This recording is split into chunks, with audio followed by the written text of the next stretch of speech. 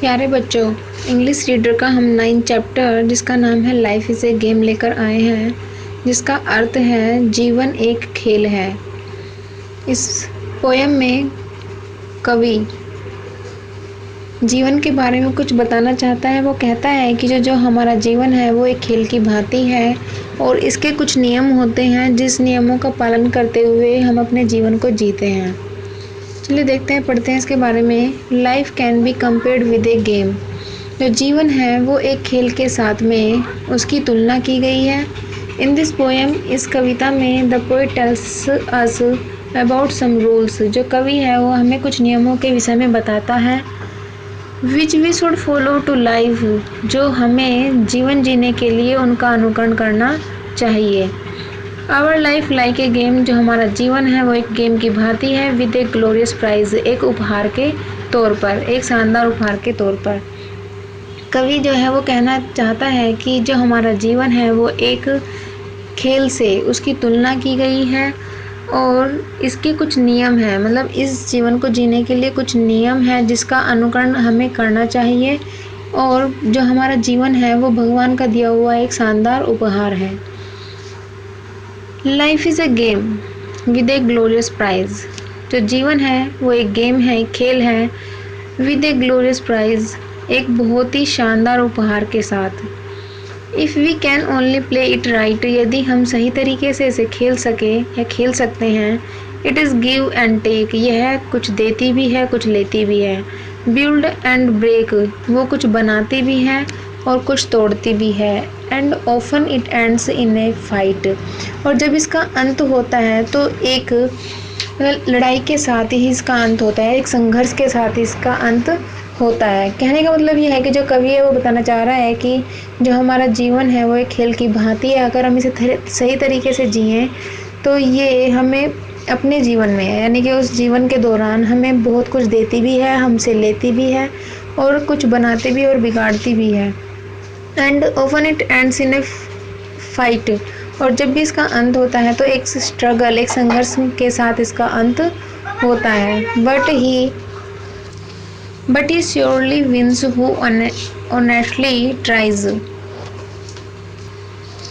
लेकिन निश्चित रूप से वही जीतता है जो ईमानदारी से इसे जीने की कोशिश करता है। रिगार्डलेस ऑफ वेल्थ, जो धन की इच्छा न करते हुए और फेम और प्रसिद्धि की इच्छा न करते हुए। He can never despair. वह कभी भी निराश नहीं होता। हु प्लेज इट फेयर, जो इसे अच्छी तरीके से खेलता है। How are you playing the game. तुम कैसे इस गेम को खेलते हो या खेल रहे हो।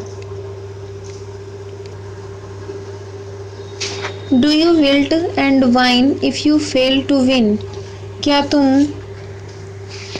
निराश हो गए हो या तुम अपनी उम्मीद छोड़ चुके हो या फिर तुम करा रहे हो। If you fail to win, यदि तुम जीतने में असफल हुए। इन द मैनर, इस ढंग से या इस ढंग में। यू थिंक योर ड्यू, तुम केवल उसके बारे में सोचो जो तुमने पीछे छोड़ दिया। Do you sneer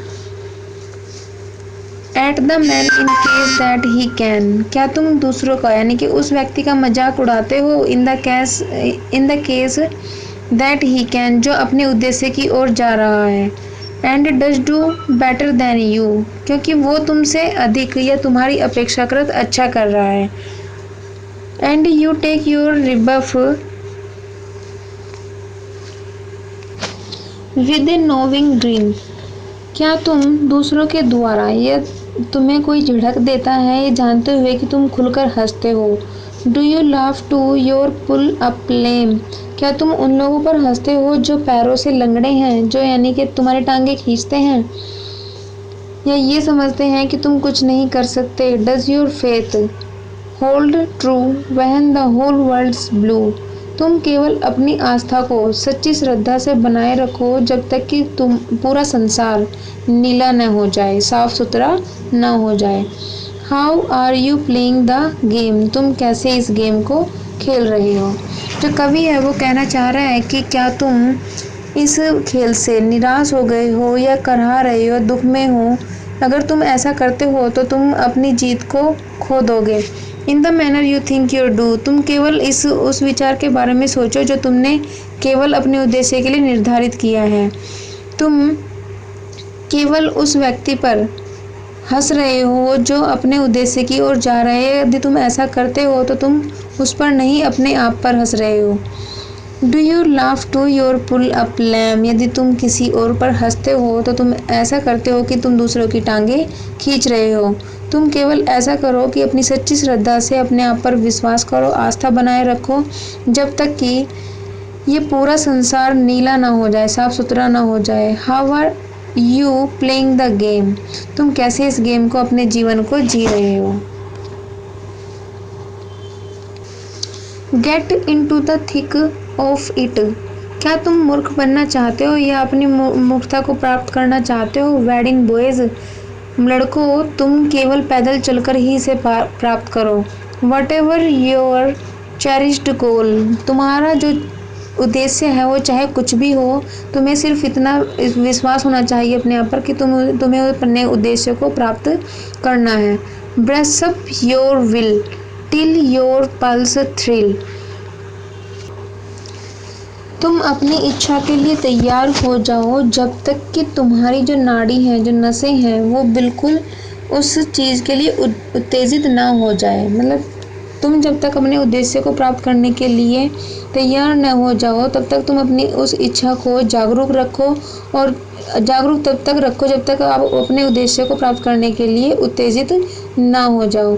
and you dare, और तुम साहस रखो, to your very own soul, अपनी अंतर आत्मा पर। Do something more than make a noise, और ज़्यादा शोर करने की अपेक्षा कर तुम उसके लिए कुछ करो, अपने उद्देश्य को प्राप्त करने के लिए कुछ करो। Late your purpose lead into flame, तब देखना कि जो तुम्हारा जो उद्देश्य है वो चमकेगा, और उसे चमकने दो। As you plunge with a cry, जैसे ही तुम किसी एक चीख के साथ में नीचे गिरोगे, या तो तुम अपने उद्देश्य को प्राप्त कर लोगे या फिर मर जाओगे। Then you will be playing the game, और तब तुम होगे, यानी तुम खेल रहे होगे द गेम, उस गेम को, उस खेल को। अंततः जो कवि है वो कहना चाहता है कि बच्चों या लड़कों, तुम सिर्फ पैदल चलकर ही उसको, अपने उद्देश्य को प्राप्त करो, चाहे आपका उद्देश्य कुछ भी क्यों ना हो। तुम अपने आप की जो इच्छा है उन्हें ब्रशअप करो, उनको तैयार करो, और तब तक तैयार करो जब तक कि तुम्हारी जो नाड़ी है, जो नसें हैं, वो उत्तेजित ना हो जाए अपने उद्देश्य को प्राप्त करने के लिए। एंड यू डेयर, और तुम साहस रखो अपनी उस अंतरात्मा पर। Do something more than make a noise, और कुछ ऐसा करो, मतलब तुम कुछ करो शोर मचाने की अपेक्षा करते। तुम शोर मत करो कि तुम्हें क्या करना है क्या नहीं करना है, तुम सिर्फ उतना करो कि जो तुम्हें करना है अपना उद्देश्य प्राप्त करने के लिए। Let your purpose leap into flame, और फिर देखना कि तुम्हारा जो भविष्य है और जो तुम्हारा उद्देश्य है वो कैसे चमकेगा। As you plunge with a cry, और जैसे ही तुम एक चीख के साथ में नीचे गिरोगे, या तो वो चीख खुशी की होगी या फिर उदासी की होगी। आई शैल डू, या तो तुम ये कहोगे कि मैंने कर दिखाया, और डाई, या फिर मर जाओगे। Then you will be playing the game, और तब तुम यानी कि इस गेम को खेल पाओगे।